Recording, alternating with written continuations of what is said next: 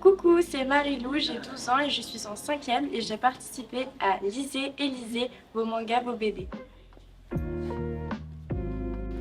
Voici L'Arabe du futur de Riyad Satouf qui parle de l'histoire d'un jeune garçon mi-breton, mi-syrien. Du coup, deux origines qui vont pas vraiment ensemble.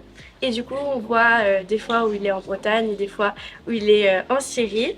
J'ai beaucoup aimé ce livre parce que le personnage, on arrive bien à s'identifier à lui même s'il vient d'une autre époque. Et comme l'histoire est totalement vraie, les personnages ne sont pas superficiels.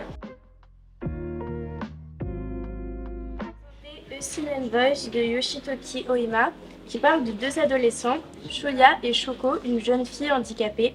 Ils ont une relation assez particulière parce qu'en primaire, Shoko se faisait harceler par Shoya.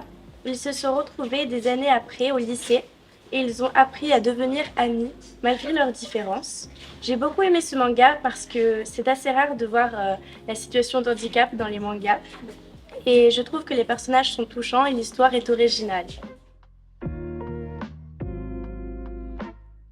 Les Pointes Noires de Sophie Noël est un roman qui parle de Eve, une jeune fille habitant dans un orphelinat au Mali. Elle va se faire adopter par des parents français et elle va découvrir la danse qui va être sa passion.